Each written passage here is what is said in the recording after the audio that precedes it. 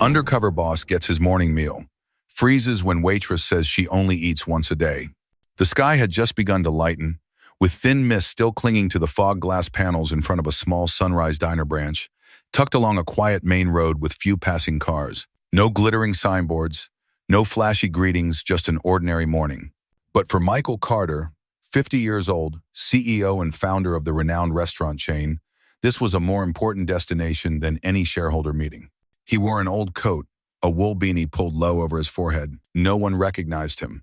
And that was exactly how he wanted it. No fanfare, no name badge, just an early customer, here for breakfast and to listen to how truth echoed in this place. On paper, this branch was stable. Steady revenue, positive customer reviews, service speed marked as efficient. But a series of anonymous emails to the head office painted a different picture. An unusually high turnover rate, exhausted staff, and silent fraud in the tip distribution system.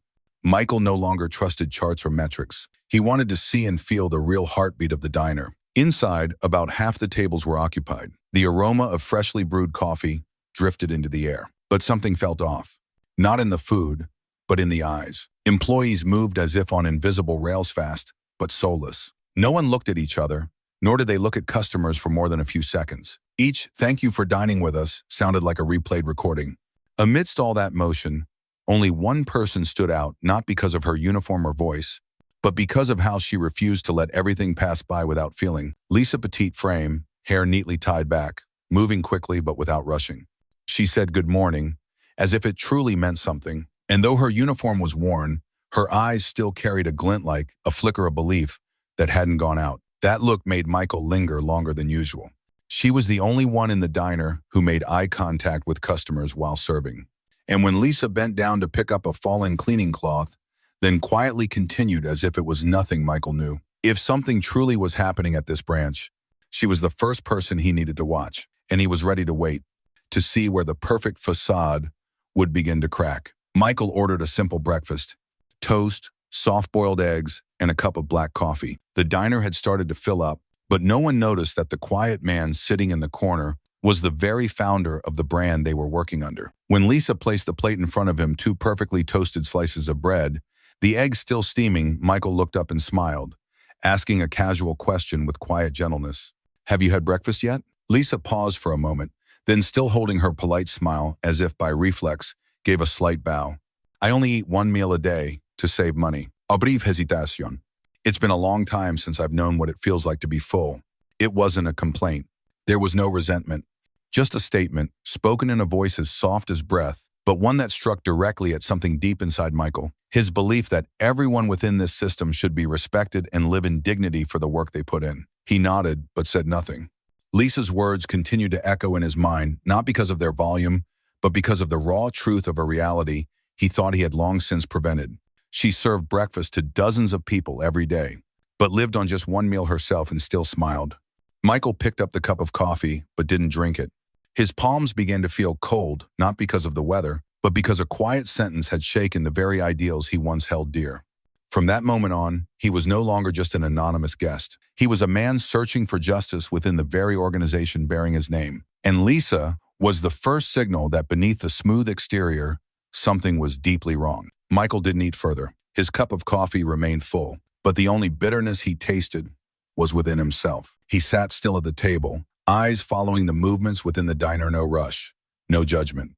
Just a man trying to hear the melody of a song he once wrote, and realizing someone had distorted the tune. Lisa moved like a tireless clock hand. Table 4 requested a special vegetarian dish. Table 7 wanted soft-boiled eggs, changed to hard. An elderly guest asked for his sandwich to be cut into small pieces. Lisa handled it all, no notes, no help, just herself, relying on memory, her constantly moving hands, and a voice that always remained respectful, even when her breath began to shorten. She didn't stop, didn't complain, but Alsano once stepped in to help. Meanwhile, behind the counter, Ryan and Jason, two male employees, shirts crisp, shoes polished to a shine, leaned against the payment terminal, chatting softly with each other, occasionally sipping coffee mid-shift. They only handled a few regular tables. The easy ones, low maintenance, minimal requests, quick checkouts, always paid by card. And then, Michael noticed, whenever a customer stood up, reached for their wallet, preparing to swipe a card, Lisa would take a step back. No one said anything. No one gave an order. But it was clear, this was an unspoken rule. Ryan would step in, pick up the POS terminal, smile, and process the transaction. Jason would print the receipt. Lisa, the one who had cared for the guests throughout their entire meal, would simply stand by, nod a polite farewell, then return to clean up, as if she didn't exist in the final transaction. Michael gripped his coffee cup slightly tighter, then opened his phone. He logged into the Sunrise internal system using the highest administrative access level, reserved only for the CEO and a select few board members. Branch number 36, POS access overview. Ryan L. R. Langford. Full pause access. Jason M. Pause subrole. Afternoon only. Lisa P. No POS credentials assigned. He switched to the System Patch Log tab. Patch ID 7.1.2. Manual configuration. Applied 4 weeks ago. Approved by D. Hayes, branch manager. Note: Optimize POS transactions during morning peak hours. Configuration: all digital tips under $15 are automatically routed to ID R. Langford. Michael paused. His finger rested lightly on the screen. Doug Hayes, branch manager, the same man who once stood on stage at a company summit and proclaimed that every drop of sweat would be seen and shared equally, was the one who approved this patch. In R. Langford, the name tips were being funneled toes, no one else but his nephew. Lisa, no ID, no access, not listed in a single transaction on the POS system. She served the most, worked the hardest, but was erased from the tip distribution with just a single default code. Michael lifted his gaze. In the corner of the diner, Lisa was bowing to apologize to a female customer for a delayed dish. Her arm still held a tray of drinks. Her back was soaked in sweat, yet she hadn't uttered a word of complaint. And Michael knew what was broken wasn't the procedure. It wasn't the software. It was an ethical system being run with the wrong intent. A single line of code that should never have been approved. A human being should never be invisible. And one simple question, have you had breakfast yet, had now opened the door to an unavoidable investigation. Michael didn't take his eyes off the system dashboard. In his mind, each line of data he had just read was now linking together into a chain of undeniable evidence.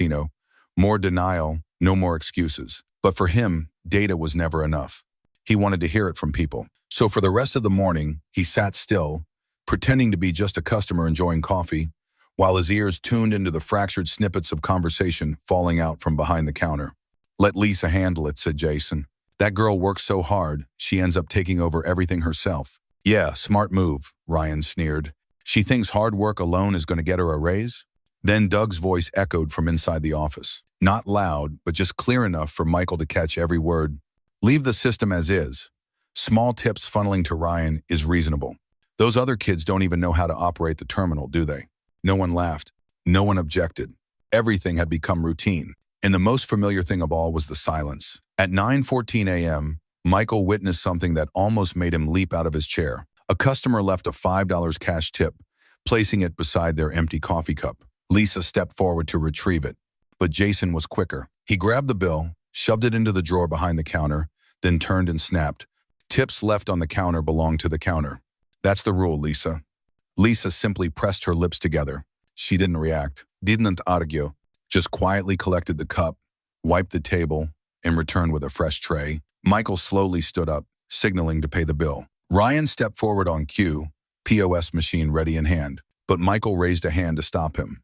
I want her to check me out, Michael said, pointing at Lisa. Ryan froze, momentarily stunned. Miss Lisa, doesn't have transaction access, sir, the young man replied, his voice slightly unnatural. Michael looked at him. He didn't say anything more. He simply nodded in thanks, then walked out of the diner, but he didn't leave. That very afternoon, in his private office at Sunrise headquarters, Michael requested the legal team to audit all POS records from the past 6 months at branch number 36. He asked for a detailed analysis of tip distribution by ID, by time, by shift. And at the top of the report, he wrote a single line. Every system can be optimized, but no system is allowed to steal. He closed the laptop and poured himself a fresh cup of coffee. And he knew this investigation was no longer a forecasted possibility. It had become a responsibility. To Lisa, to everyone like her, and to himself, the man who once pledged no one at Sunrise would be left behind. Friday morning, 6:59 a.m. Inside Sunrise Diner, Branch number 36. The gentle sizzle of the frying pan echoed from the kitchen.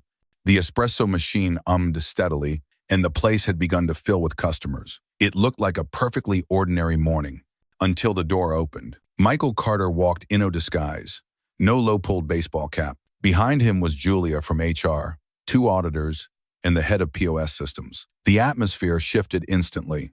Doug Hayes, the branch manager, was standing near the POS machine, a cup of coffee in hand. He froze the moment he recognized the familiar face walking in. Ryan Langford instinctively pulled back, as if the machine in his hands had just turned to stone. Michael didn't greet anyone. He simply gestured to Julia. A Bluetooth speaker was placed on the counter, a button was pressed, and then a recording played. Clear, sharp, like a knife cutting through pretense. What right does that girl have to share tips? Just let the system route them to Ryan. Done. Nobody checks tips under $15 anyway. No analysis was needed. No further words. Michael activated the large wall screen, syncing data from his tablet. POS system. Branch number 36. Total number of digital tip transactions under $15 in the last 5 weeks. 386. 100% routed by default to ID. R. Langford. Name Lisa P. Absent from all recorded reports. Doug tried to keep calm, but his voice was already trembling. We were just trying to optimize the payment process. Mornings are busy, the fewer the steps, the better. Michael didn't wait for him to finish. He stepped forward, eyes locked, not angry, but coldly calm. You optimized it so your nephew could take every tip and every shift. He turned toward the back of the counter, where Lisa stood by the tea station, gripping a kettle, as if she was too afraid to even breathe. While Lisa lives on 1 meal a day, he spoke slowly, clearly, each word landing like a hammer, driving nails into a system whose morality had been hollowed out. That's not optimization. That's theft. The diner fell utterly silent. No clink of trays, no pouring water, only truth, ringing out like the final bell tolling to wake a system long asleep. Julia stepped forward, voice firm and unwavering. Doug Hayes and Ryan Langford are terminated immediately. All system access is revoked. The case has been escalated to legal for investigation into internal fraud. Ryan dropped the POS device onto the counter as if it had caught fire. Doug said nothing, still gripping his cold coffee, eyes blank. Then Michael turned toward Lisa. Lisa, he said, his voice soft, but echoing across the room. The young woman looked up. No one stared at her like she was the problem. Everyone looked at her as if, for the first time, they were truly seeing her. Michael took a step back, making space at the center of the diner's floor. Could you step out here? Lisa stepped forward. She didn't lift her chin high, but neither did she lower her gaze. Her eyes were calm, light, but clear like morning sunlight piercing through the window pane. And for the first time among patrons, among coworkers, among people who used to walk past her as if she were a shadow, Lisa no longer had to hide behind a polite smile or hurried footsteps. Today, she was the center without saying a word, because truth was standing with her. In the soft light filtering through the glass front, Lisa walked slowly to the middle of the floor. No more whispers behind her back, no more averted glances. Now, everyone looked at her not to judge, but to witness. Michael kept his eyes on her, as if confirming to himself, the person standing before him wasn't just a server. She was the embodiment of a principle nearly forgotten in the machinery of profit, fairness, and courage. Thank you, he said without a microphone, for not giving up on decency, even when this gave up on you. Didn't. But she gave a slight note, a small gesture that moment, seemed to 1,000 silent days of being written off. From behind the counter, a young employee placed a coffee cup down for a customer, then to look at Lisa's brimming, as if they'd just been handed a promise, through action. An elderly customer near the window set down their knife and fork and whispered to their companion, "Now I know why this place is worth coming back to." A little boy sitting in a high chair looked at Lisa, then turned to ask his mother, "Mom, is she the boss?" And the mother without hesitation nodded gently, "Yes, a real boss." In that moment, there were no drums, no grand announcements. Lisa's presence at the center of that circle of eyes, standing upright and serene, was enough for this diner to start again from the most rightful place. Michael turned to Julia. "Send out an internal notice. Starting tomorrow, Lisa will officially take on the position of branch manager of location number 36. Julia nodded, eyes shimmering with tears, but her smile full of confidence. Lisa looked around. She had never imagined standing here in the middle of recognition, but now that it had come, she didn't shrink from it. A voice rose from the back of the diner, a middle-aged customer. "Thank you for not giving up." Lisa smiled. And in that moment, everyone understood what they were witnessing wasn't just a manager being dismissed or an employee being promoted. It was a diner for the first time in years rediscovering its soul. 1 month later, morning light streamed through the clear glass windows of Sunrise Diner, branch number 36, casting soft golden honey stripes across the tiled floor. The diner was no longer a cold space. It was breathing again at a steady, dignified rhythm. Right by the cashier's counter, a digital display glowed brightly. Tip sharing policy, transparent, public, protected. Etched just below into the oak wood beam. Every effort matters, every voice counts. All staff now had access to real-time tip distribution logs. No more defaults. No more single ID. Every contribution was reflected honestly in numbers, in trust. Michael Carter stepped in this time, no longer the disguised CEO, but simply a returning customer to the place that had once awakened something in his conscience. He chose the same table, the familiar one by the window. The very spot where, only a month ago, he'd heard a whispered sentence so light it could have been missed, yet it shook an entire system. Lisa approached. Gone was the weary server of before. Now, she wore a light-colored shirt, her face clear and bright, her gaze steady and confident. On her chest was the new name tag, Lisa P., branch manager. "Good morning, Mr. Carter." She smiled, a smile no longer forced. She placed the hot cup of coffee on the table, in its familiar spot. A cup that once symbolized a stifling morning now served as the final punctuation of a long string of changes. Michael lifted the cup, his hand wrapped around the ceramic as if warming something deeply personal, then looked into Lisa's eyes and said, his voice low and full of feeling, "The most important things in a restaurant aren't on the menu. They are trust, they are dignity, and they are the courage to speak up, even when no one thinks that voice matters." Lisa didn't respond. Instead, she pulled out a chair across from him, no need to ask, no hesitation, like a leader ready to sit and engage. Outside the window, a young staff member pointed toward the tip policy sign and whispered to a customer, "Here, everyone gets a fair share." Michael nodded slightly. He knew there was nothing more he needed to say. Under the slanting sunlight filtering through the window, the diner seemed to wear a new coat. But the transformation wasn't in the paint or decor. It was in the way every staff member walked, more assured, lighter, no longer avoiding eye contact or dodging the POS machines like before. Lisa stood up, retrieving a stack of papers from behind the counter. She gently placed them on Michael's table, the first internal monthly report since she took over the branch. "We've added a weekly feedback section from staff, and tip distributions are now automatically sent to each team member at the end of every shift. No one has to ask. No one needs to remind." Michael flipped through a page, scanning briefly, then smiled, not at the numbers, but at the line printed at the bottom of each sheet. "Server today, recognized. Every name, every shift, no one left out." Nearby, an elderly customer stood up and slowly approached the register. Unlike before, he didn't wait for Ryan or Jason. It was Lila, a new young employee, who stepped forward with the POS device. The man looked at the screen that read, "Your tip will be shared fairly with the whole team." He nodded, confirmed the transaction, then softly said to Lila, "I like the way you folks work here. It warms the heart."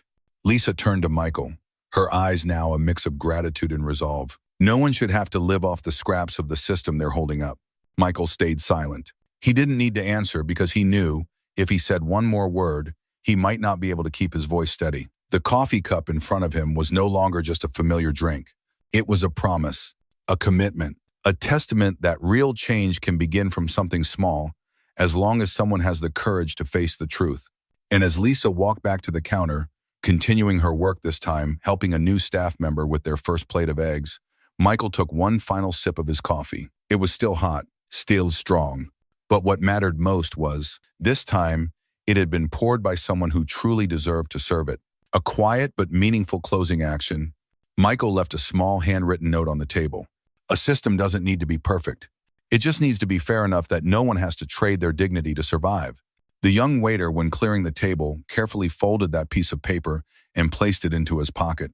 Because sometimes, one piece of paper is enough to spark a fire. Justice doesn't need megaphones, banners, or slogans. It begins with a respectful look, a genuine smile, a gesture of listening, and sometimes it's just a simple, human question. "Have you had breakfast yet?"